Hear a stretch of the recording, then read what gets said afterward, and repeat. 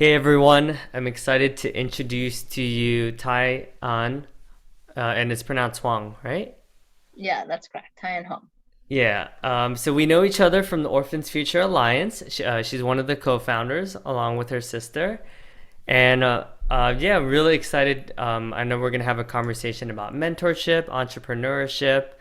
I also hear a lot of just going after your dreams and just being unstoppable and not being a victim to rejection and just but I know mentorship is a big part of how you've been very successful, and excited to share a little bit more about your journey and why you started your own company. Thanks. Thank you for having me. Yes, mentorship is kind of weave into the thread of what we do, particularly at EmBeca, but as you know, at Orphans Futures Alliance as well. Yes, and I know you have a pretty entrepreneurial path. You have a history of leading international teams for Fortune 500 companies, implementing data analytics software for CPG companies, and with the Orphans Future Alliance, you're helping. It's a nonprofit dedicated to lifting orphans out of poverty through scholarship and activity-based mentoring. And you've also been named 40 under 40 by Boston Business Journal, and you've Just been starting featured. that 40. um, yeah, and also you've been on Wall Street Journal, Parents, Boston Globe, Today, Total Beauty, Business Insider. So yeah, just really excited to be with you and be able to share your journey with others. Thanks for having me. I'm actually really excited because I know you've been doing your podcast and you have really amazing speakers on. So I'm just adding myself to that list. Yeah, a lot of Asian executives. We've had like VP, who's also Vietnamese, a VP at Verizon.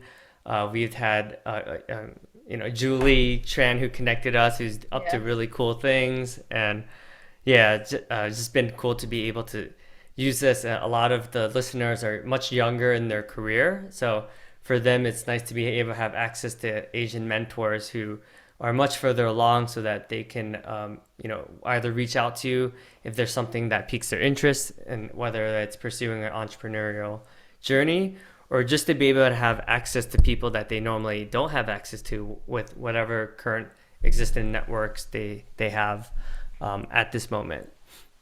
Yeah, and I think I love that. I love the fact that now there's just more representative of Asian in, a lot of it is in actually in skincare. It's skincare predominantly. I love it that I see a lot of Mm. Asian in I call it the executive seat, like really breaking the barrier. For example, Patty Wu, who came from Honest Company, is now leading the charge at Bye Bye Baby merchandising. So we actually had a chat about this where we're like, yes, there are finally women brands or like retailers that are like, we're not the back office anymore. We're actually the front and Mm. center making those executive decisions. And you're starting to see more and more of women, particularly Asian women and men too. Mm. But in my space, it's mostly women who are doing Mm. that. Yeah, you're right. Actually, yeah, there's a lot more representation, especially in the beauty area Yes. and CPG. I mean, obviously, there's always room for growth, right? But you do see some of even people that have made their start from being YouTubers, right? And then now they're leveraging that to create a brand, and Vietnamese people too, right? I think it's cool to see a It's lot like of. it's Michelle Phan from the YouTube, and she's back on YouTube as well. Yeah. And there's some really amazing brand. I mean, I think we're shy of like a very successful um, exit for Tatcha as Mm. well. Oh Um, yeah. just to name a few really amazing entrepreneurs who have really made it. Mm. Yeah, I know when I listened to that How I Built This episode for It was the oh craziest my. thing ever. Yeah, she really killed it, right? And like you said, people are like, "Oh, there's not a market for Asians." And clearly she dispelled that myth really well. Yeah. So, But what I love is that she really says how it is. It wasn't this like cookie cutter fluff that you see in any other place. She really laid it down, and I was like, wow, blunt about it. And actually, I appreciate that as mm, when I listened to it around, a few years ago when I was just starting out, and I'm like, okay, Mm, you really gotta like get your head into the space where it's going to be really, really tough, but you gotta get over it, and then you just gotta move mm, on, and then you gotta have to understand that this is for the long game, and you cannot quit along the way. And what she saw was some serious entrepreneur spirit from the beginning. yeah. Yeah, like you said, it's certainly a commitment, right? And nothing ever happens overnight, right? People only see from the outside and they're like, oh man, must be nice to be rich, right? But they don't really see the thousands of hours and all the rejection and all how many venture capital, how many private equity, how many investors you approached before even getting your first investor, right? Yeah, I remember the one thing that resonated with me was she's like, in all these magazines, she's like how they all made it sound like she didn't pay herself, blah blah. But she's like, on how I built it, she's like, I couldn't pay myself. That was a Mm, different story. I had like no choice not to pay yeah. myself. But let's be honest. She also had a husband that was able to support both of them. And a lot of Mm, time what you saw was like being able, a lot of the entrepreneurs were able to do it on one income, and including myself. mm, Like I'm lucky enough that we're still able to do it under one income, because when the time when you think you have to pay yourself, you're like, actually, I need to pay somebody else first to move the company along. So you like mm. make those executive decisions on for the good of the company more so than anything else. But you won't make that decision if you were the breadwinner. And I Right. think that's what she was getting at. It's like she didn't have a choice, Mm. but it didn't affect her finances at home too much. Yeah, and it sounds like just being on the same page with your partner for any entrepreneur is always good, right? Oh my Because, like you goodness. said, yeah, that's half the battle, right? But it's actually make a break it for your relationships. And I don't think people realize this. You have no idea how many founders I've talked to who through this experience they really learned about themselves and the growth, but at the same time they start to realize their path with the partners have really separated, like a different Mm. direction of each other. So it's like trying to build a house like together. I wouldn't recommend it. Hmm. I've gone through it. But you really have, because you're going to be dedicating like 24/7, and even your partner's either going to be very supportive of you and in this ride, or they're going to either be like, you're crazy, they're going to ask you to quit because the stress Mm. is on them to be the breadwinner, or they, when you start to do what consider as meteoric rise, they might start to feel inferior because then you're the famous Mm. one and all these things. But Hmm. it's all fluff at the end of the day. But if you are in it together, like we are a team, this is not about you, this is the family, and this is our future together. And it's like a team mentality. And they don't mind being Mm. the support in the background, then it will work out. But yeah, entrepreneurship is not the faint of heart, especially starting your own company. Yeah, I do think some people think that you do have to quit everything and start and kind of like burn the boats, as they Mm-hmm. say. But I do hear some people say actually it's smarter to do it on the side until it gets to a point where you can do that, right? What are your thoughts on which path? Um, I mean, there's no right or wrong way to do this, and I think both paths are fine. I think it's what's your goal and how fast you want to grow. Because I think that if you are doing it as a co-founding team, yeah, I think you should stay. I mean, if you don't have the luxury to just go all in, don't do it. Just keep your job, pay the bills, and do this until you think you're ready to scale. But for me, it was just, I was all in. I was like, I'm going to do it. But I also had the ability to do it because I wasn't the breadwinner. We could scale down and we'll be okay. So it's just depending on how much risk you're willing to take. If you're not a risk averse, it's not a bad idea and you're not quite sure if your ideas are going to take off, then don't like keep that job and do a second. And I know some entrepreneurs have a brand and a company, but they still have their day job. Anyway, it's just like an alternate source of income for them versus what I'm trying to build is like a really disruptive company in this category and producing the most innovative, sensitive skincare products out there, really carving a path. And to carve that type of path, you really have to be all in. Yeah, and I'm sure your investors ask that too, right? Like, are you all in, or are you doing like how committed are you as well? So I would say that investor won't fund you if you're not full time. One Yeah. of if you're co-founding together, one of you must be full time Mm, because that's how dedicated you are. right. Plus, it's like their money. They don't want to be someone who's when you're not full time, then they don't think you're dedicated Mm, enough to the business. And right. like what they're looking for is exit strategy, X time, and growth. If you're only part time doing this, then they're like, well, it's take like 10 years before they take off. Hmm. So from them, for investor, they invest in you, but ultimately they invest to get a return that's better than the savings account or the stock market, etc. Hmm. I'm curious. What it sounds like you saw a need of a more natural, more healthier alternative. So clearly, there's a market there, and folks that want to be more mindful about what they're putting on their kids' body, right? How were you able to identify that market, and because I'm sure there's still many players out there, right?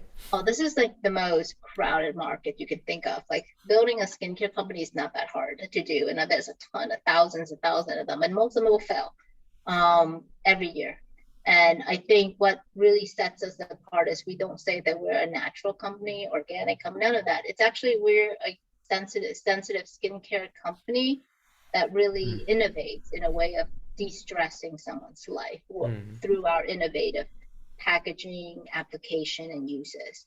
So our product is steeped in tradition of natural remedies and ingredients, but the delivery system of what we do is just completely different, which is why we can stand out on the shelf itself. uh, And I think when you need to understand how can you carve a path, how can you disrupt, like you don't even need to disrupt a category, to be honest. How can you carve a path within such a crowded space and where you have product market fit and what consumer ultimately want? If you can directionally get there, then you should start a company. And think for us, it was a passion because I grew up with really sensitive skin, lots of mm, eczema problems. My children has it. It was really down to that inspiration, a moment of like, it's really an aha moment. And then when you take that mm, aha moment, which everyone gets, be able, you go there and you're like, I could totally do that. And a few years later, you're like, someone actually did it. That type. So it goes from theoretical and then comes to execution. Like, can you execute? That really what sets apart mm. people who are true entrepreneurs or not. It's like their ability to execute their plan. That's a good point. I do think 95% of people have all these ideas, but very few people are willing to actually do something about it. A lot of people are like, "Oh yeah, I have this idea," and then when push comes to shove, they're like, "Yeah, but I don't want to." And then they're like, "Oh, someone stole my idea." It's like, yeah, anyone can come up with the idea, but how can you actually Yeah. create a brand? How do you create a company? That's the harder part.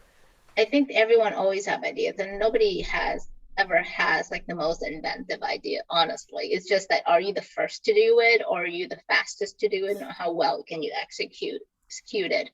I remember like throughout my 20s and things, I've always had I remember trying to start a couponing app. And then I went through the entire exercise, I kind of mapped it out, but then I realized technology wasn't there when I was Uh-huh. attempting to do this, and I was not a tech person to begin with, and Mm, it was just too complicated. And everyone told me like, "Oh, you couldn't do it." Now there's like a bazillion couponing sites that you can use, mobile app, delivery system, all that stuff. But it's mm. really like finding the business at the right time, like starting the Mm. business at the right time with the right things is really important as well.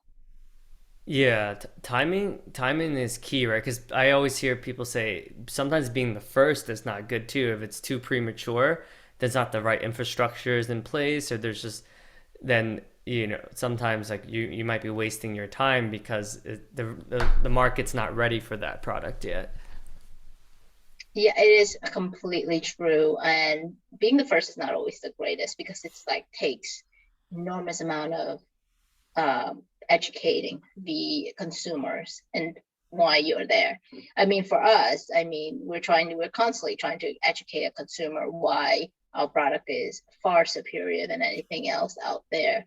And they still can't wrap their head around a natural product being so effective Hmm. and that you could use it in such a way. But once they do use it, then it's like that aha moment comes out. Mm. But getting them from point A to point B is really difficult and expensive to do in a very crowded space. And those are things you think about, but it really comes down to execution and having a right team, right product, and right Mm. fit, consumer fit, and product fit in place.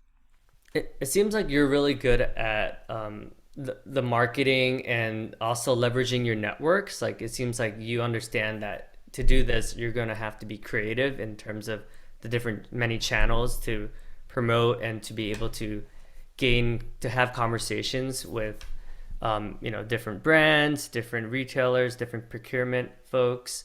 Like how do you think about like strategically like who to reach out with? I think a lot of people probably are paralyzed and they're like, I don't even know where to start, you know? Well,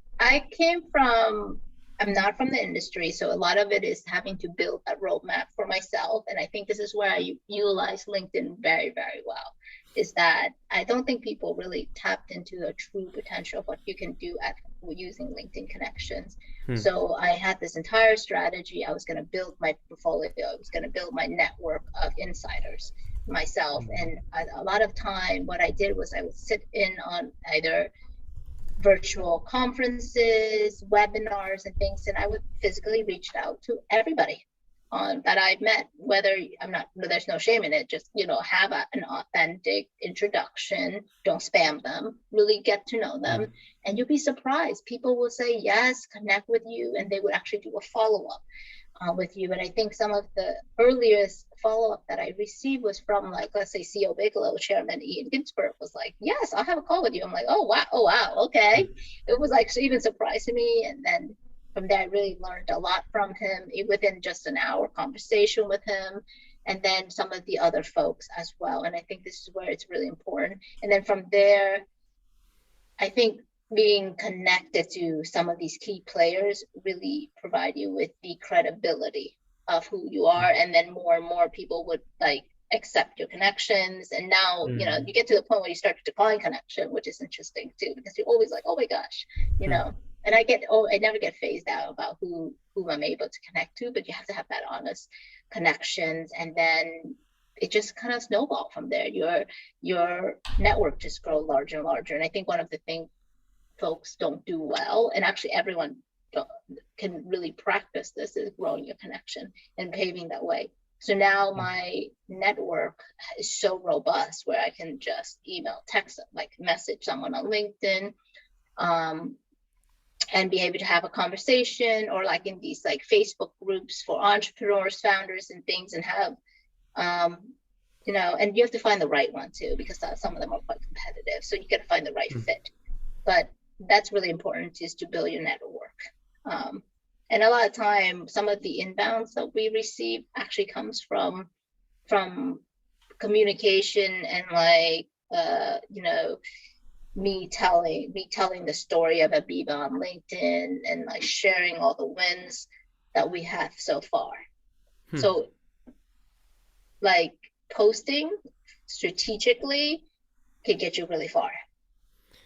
I think that's Right. like Walmart saw a posting and stuff and reached out to us, which, yeah, that was really interesting. And some of the others that, like, I think Giant Eagle saw an ad of ours and then connected us, asked us regarding our products. And so you get inbound. You'll just be very surprised who actually inbound you.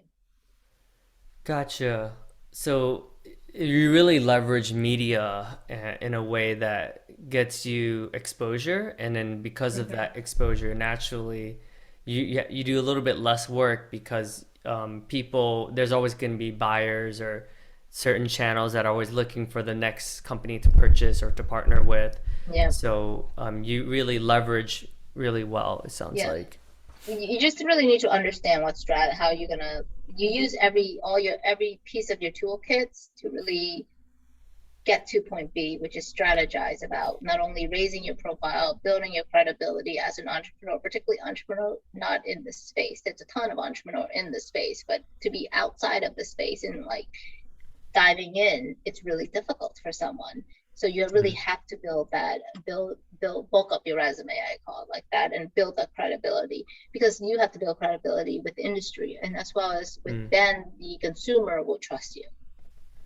Mm.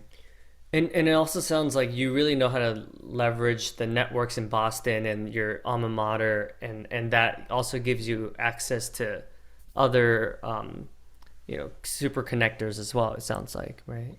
Yes, I think all the schools now have some sort of incubators and like startup scenes. So I highly recommend that folks go and talk to the alma mater. First of all, you just don't know who your alumni are. Hmm. And second, it's a great way if they have an incubator program that you can go through. It's safe. They can tap you, they can connect you with the mentors, but also you get all these things that an accelerator outside would pitch for you, but you don't actually have to like first pay for it and second give up equity. It's a really great Hmm. way to know whether you have what it takes or not and whether you're serious or not about it before you really take the Hmm. next step. Yeah, and it sounds like you're also pretty generous in terms of like equity because you really want your folks to be invested and be committed to the business, right? So they're willing to really go the extra mile because you also want to make them a big part of the company as well.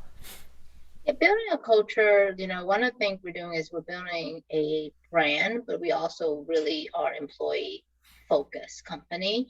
So yes, so having a compensation package that's just really focused on what the employees really want instead.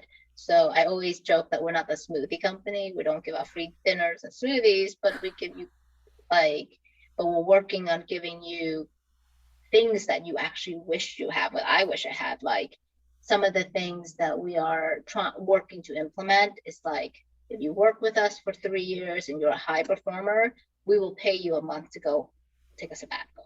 So things like that is on our wish list to put together. Like parents, they just need help. So like babysitting Mhm. services paid by the company makes more sense because then it's like less pressure on them, flexibility at work. There's no need to apologize if you can't, make a meeting.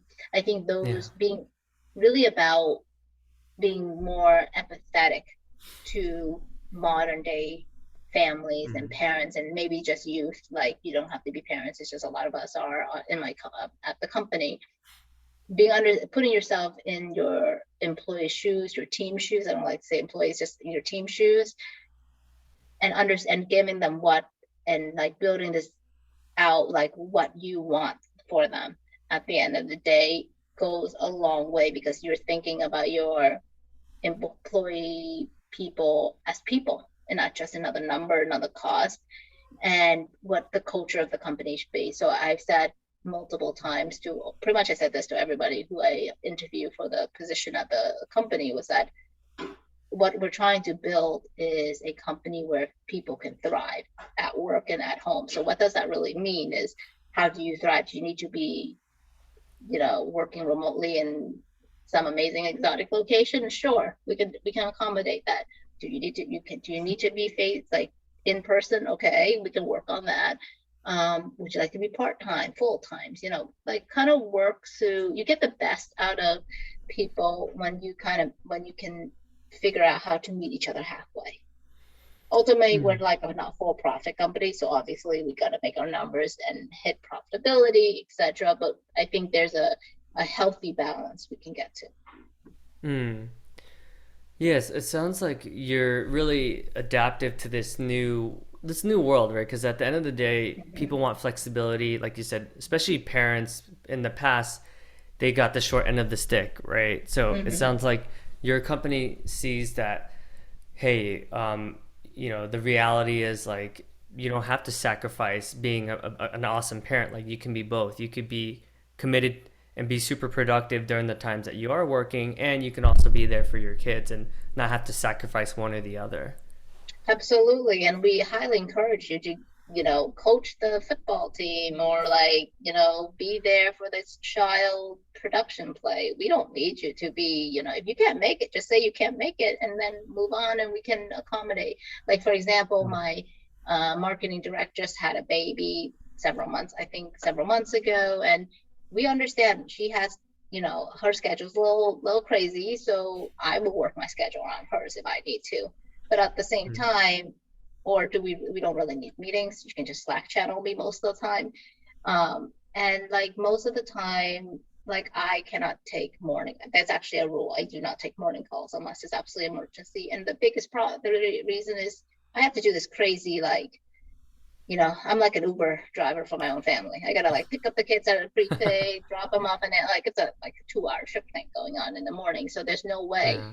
unless it's absolute emergency. So the team knows that. So you just, but I think I have to set that tone at work Mm. for people to be comfortable to do the same, and I expect them to do that. So I think it's like tone from the top and being just constantly being mindful that to balance it out and to demonstrate.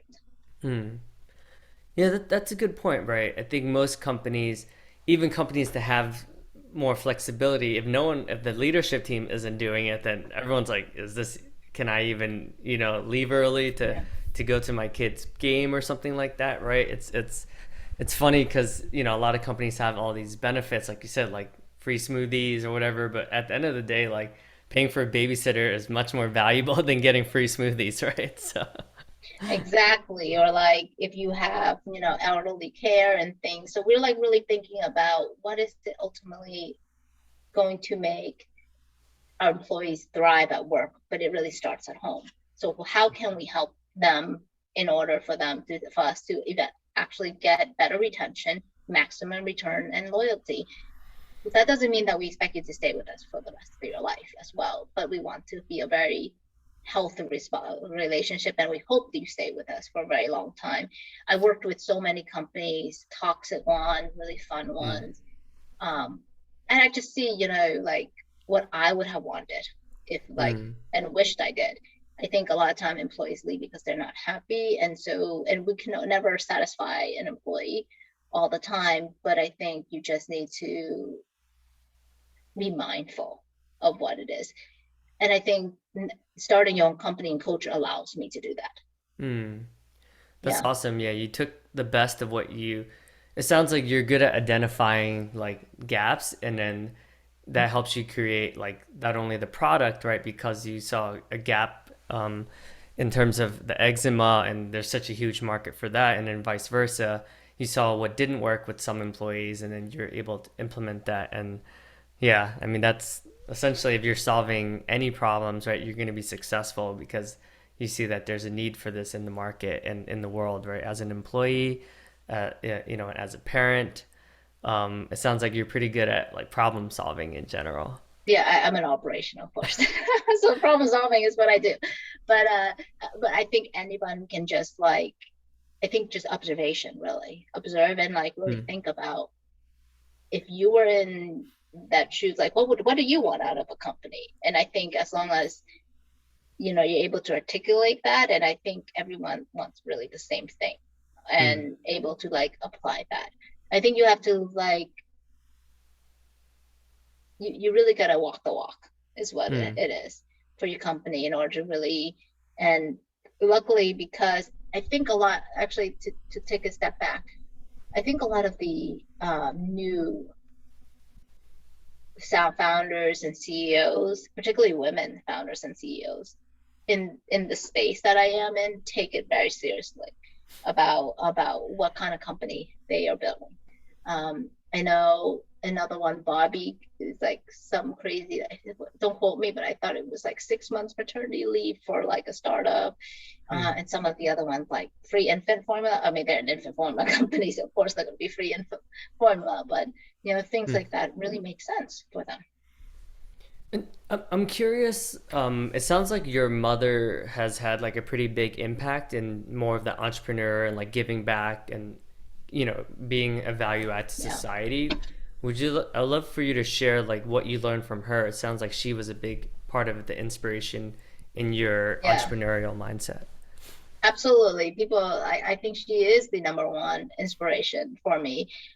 Coming from really bootstrapping it after Vietnam War and really being the entrepreneur, coming from never having to work a day in her life and then kind of figuring out how, and then coming over here in the US in the 90s and like starting all over again as thing, and then just, become like a salon owners and like really like help the entire family for as they immigrated over.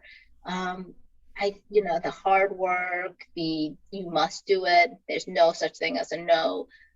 All those things really I've observed when I was young, and it's just part of my character and what I Mm. like took away with. So I have this very, I got steely resolved of there's never a no. I'm just gonna like there's always a way around it, and you just got Mm. to figure out what it is. But luckily, you don't have to do it alone if you build a really Mm. strong team, and you got to rely on your team to do it. I I love what you said. I do think I'm not maybe because of the war in Vietnam, but I do think Vietnamese people in general are pretty inherently resilient, right? Yeah, Like similarly, I'm typically someone who is will hustle a lot more than maybe some folks that maybe haven't have gone through as much adversity and of what our parents went through coming from here from Vietnam. So and I love what you said about teamwork, right? It's like we could be simply brilliant, but if we are not good at um, empowering our teams, then it doesn't really matter, right? You can't really do it alone. yeah. And I would say like a really good example is like we have this type of twice to us at this point. But one day suddenly our listing on Amazon went down and we have no idea why. No idea. We're like, oh my God. And you could freak out because you're losing thousands of dollars Mm. every minute, pretty much. And instead of just like helicoptering and then saying what the F guy, all these things, I was like, okay, the teams can handle this, and they did. I actually monitored the chat and everything, but I didn't like helicopter in to do that because it was just that stress for no problem, no reason. I mean, like you don't need that. Like we know there's a problem. You don't need me to tell you there's a Mm. problem, as long as you're already working on it and trying to solve it and triaging it, and you don't need me to step in. So why would I step in? So I think that's like as entrepreneurs and as like a very type A person, your first inclination is to just I can handle it. I'm gonna be the one solving the problem. And it's like you gotta like the mindset has to shift where you're like, you build a team that could handle problems. You shouldn't have to be the one always handling the problem. What you need Mm. to do is make sure that you clear the path for them to solve the problem. Yeah, like you said, by leading by example, they also they learn from you, I'm sure, right? Mm-hmm. And then culturally, you're very clear in like what you want, and then you also empower people and trust that your team can handle it, right? So you're not, Yeah.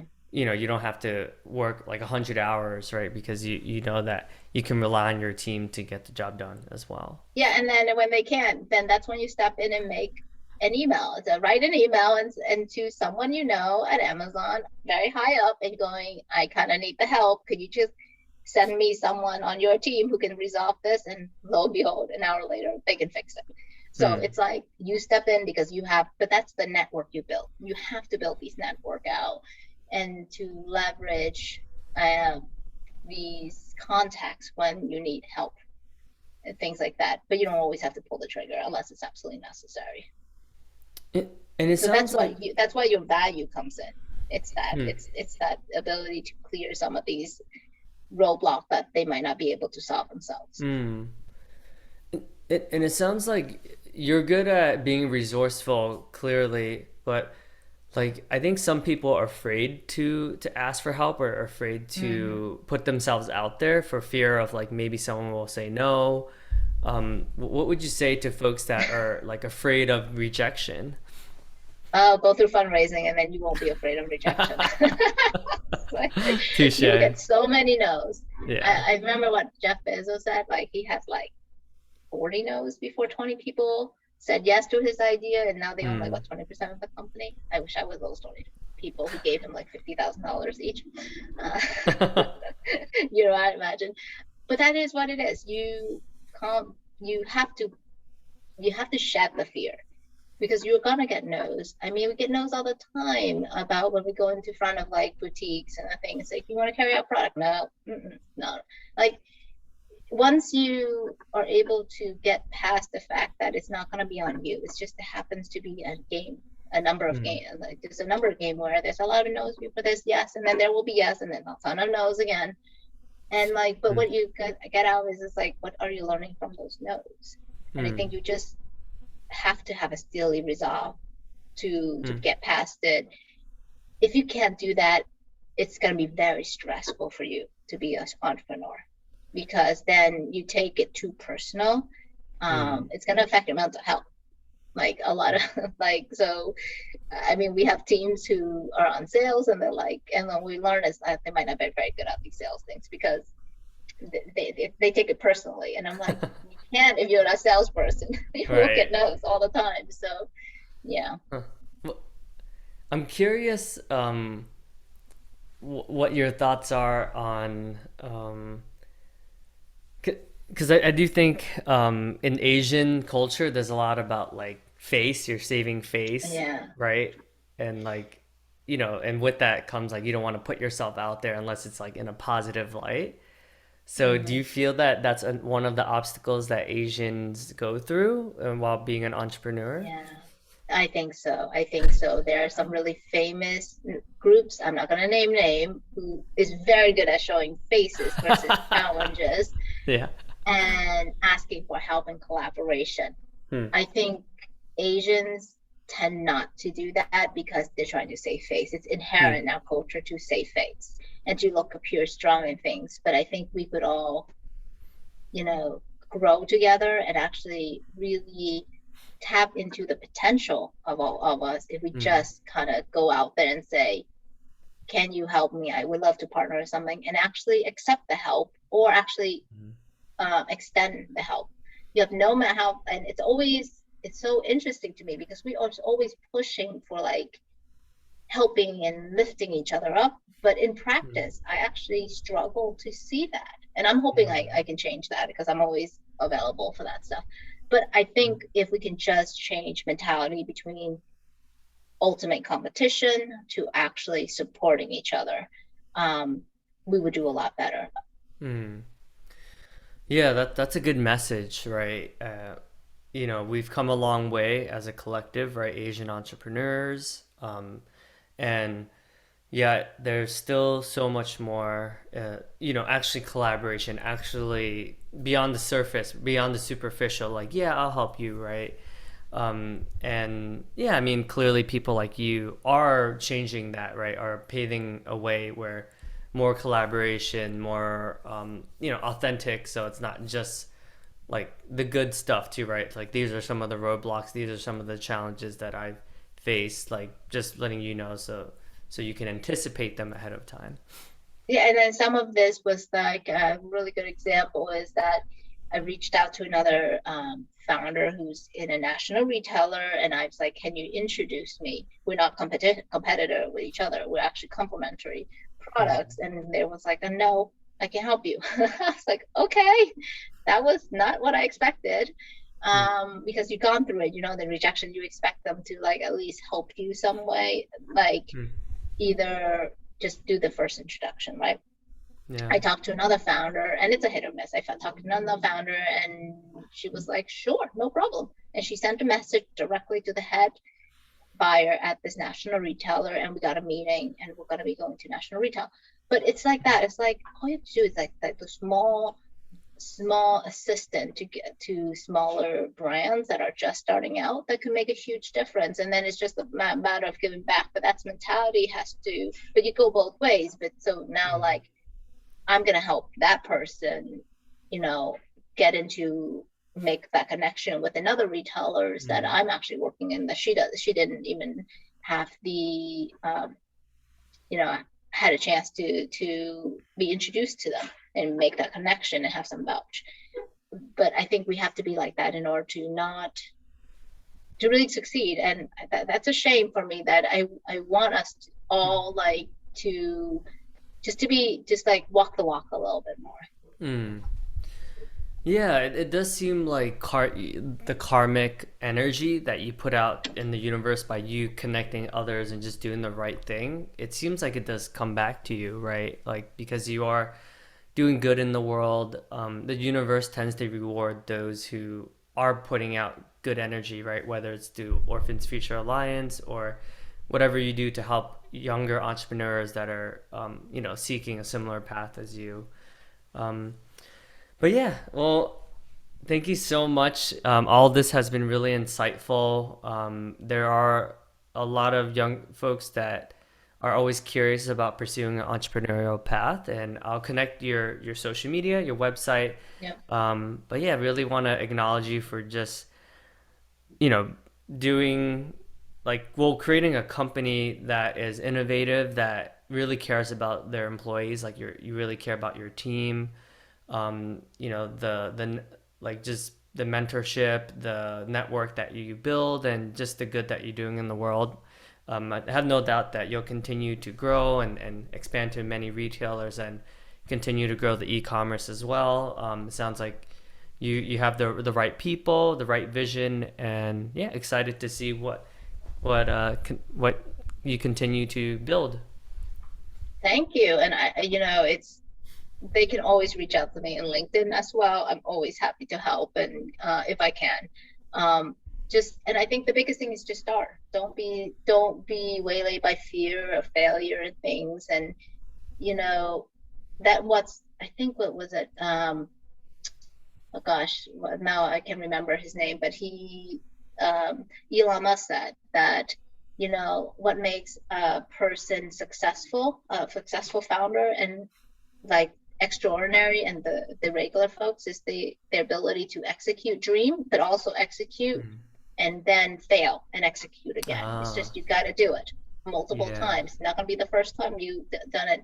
And in fact, actually, just the last thing is like, EmBeca is not my first time being an entrepreneur. Don't forget, I actually built Orpha 8 years before this and went Mm, through a ton of lessons and trials and errors and lots of trials and beforehand. So I had a bit of more experience coming and mm, taking that nonprofit to the for-profit side.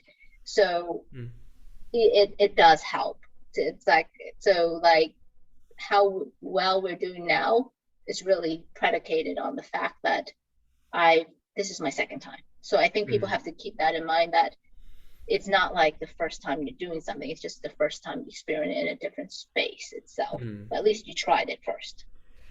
Yeah, I hear that, there's going through the trials and tribulations of starting a nonprofit. It's not easy, especially in other countries, right? And then Yes. empowering a team, not only with the time zones, but for a nonprofit, right? Ultimately, people aren't getting paid, right? So if you can motivate folks who aren't getting paid, Yeah. then, it's certainly good practice for your company for a Yes. for profit. Nothing motivates, nothing will get you better practice trying to motivate people to spend hours of their life doing nonprofit work. But yeah, including you, Dave. All right. So thank you so much for having me. I hope that the listeners got a few takeaways out of it, and always feel free to reach out to me if they need anything. Yes, I'll include your contact information, your LinkedIn. Sounds like you're active on LinkedIn. And A lot. yeah, thank you so much. Orpha has helped me really have a giving mindset and has helped me be able to get over the fear of rejection as I continue to fundraise. So that has certainly helped me, like you said, in all aspects of life because I'm less scared of rejection. Even though, yes, it still hurts like sometimes, but every day it gets a little bit less. I don't, like you said, I don't make it personal as much. Yeah, but I'm loving what I'm seeing, and I see like the growth. Actually, when I first met you to now, I just see a tremendous personal growth. And in a such, and I hope that it was because some of like what you saw, what we did at Orpha, and like the giving back, as I mentioned, and Hmm. just being inspired. And I hope that inspired you to like inspire others of what Mm. you're doing now. Yeah, yeah, I think so. You're right, right? A lot of these skills that, being of service, adding value, connecting people together and not being afraid to put yourself out there, yeah, has certainly helped me, um, like you said, try to add value to the Asian community, whether it's like younger folks who are still in college or young professionals who are seeking that passion, or potentially seeking to build whatever vision and whatever business they're trying to do to help make the world a better place. So yeah, I definitely see the parallels and the correlation. So thank you for that. Thank you. And then I think it's pretty late now, so because you were like your window behind you is Oh like went from yeah. like light to completely dark now. So have a good weekend then. It is the Thank you. weekend, so You too. get a drink. All right, take care.